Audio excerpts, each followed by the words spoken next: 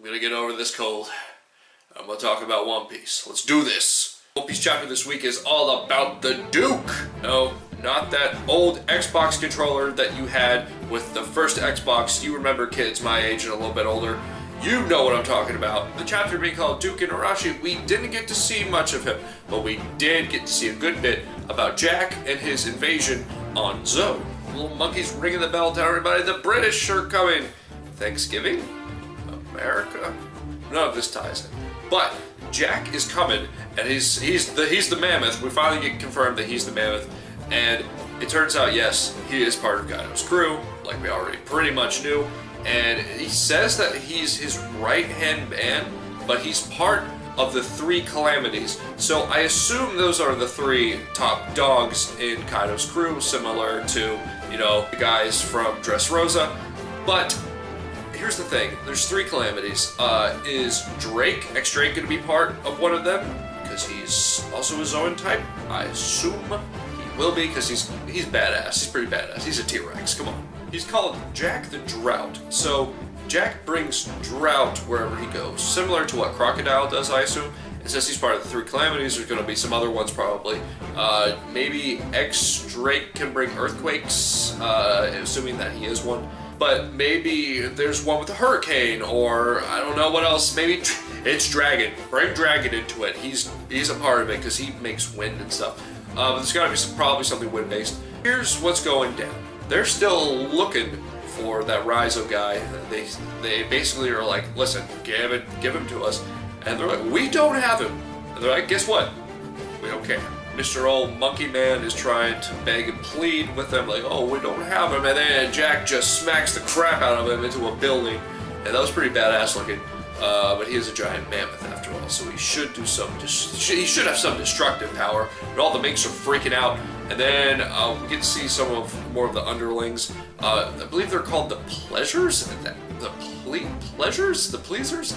I don't know about this whole thing. The minks join together and they put up some barrier. Is that kind of like a hockey thing? Or I don't know what that is. The monkey basically says, like, all minks are warriors. So even their children, their babies even, are basically going to be able to kick some major ass. Pleasures get completely wiped out.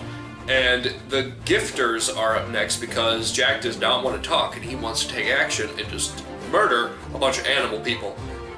But the gifters are interesting because I think that they're the ones that were eating the artificial devil fruits because they're not fully transformed into Zoan types.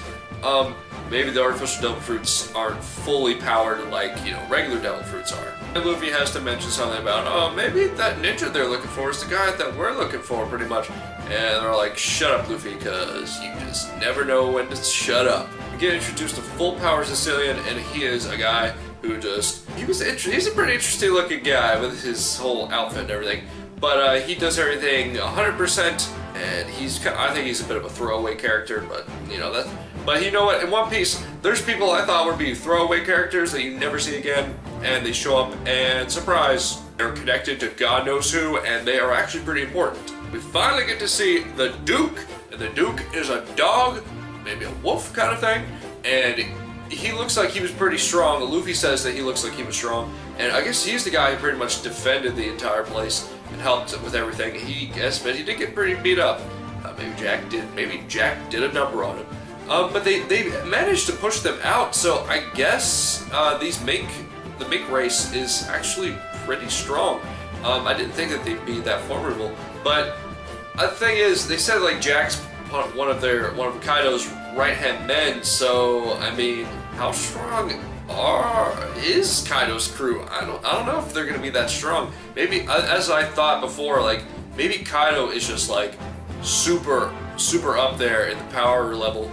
He doesn't really have that many great followers, unlike Blackbeard, for instance, who has really strong followers and he's really strong too. Maybe Kaido's just, you know, that next level up. So the weapon that destroyed the entire country was the poison gas weapon that Caesar Clown had. So where does this all tie into? This ties into Doflamingo, probably. Maybe Jack, when he was over there, maybe he had a little talk with Doflamingo somehow, and he was trying to get him back, or I don't even know how this whole timeline is mixing together, but either way, they got Caesar Clown somehow, and they got the weapon. Where is this going? One Piece never lets us know until we know, and it was a pretty good chapter this week, I gotta say. Hopefully next week. Honestly, I'm getting kind of impatient with the Zoe thing. Let's move it along a little bit. But as we know, One Piece is the biggest journey of our freaking lives, and that's the way you kind of got to look at it. Anyways, if you like this video, make sure to give it a like. Comment down below how strong you think Jack really is. I'm still not too sure if he's actually that powerful. He is part of Kaido's crew. He's one of the 3 calamities, but I don't know. He might not be that strong. Subscribe for more videos like this one. Make sure to follow me on Instagram and Twitter. The links are in the description below me, and I'll catch you in the next one.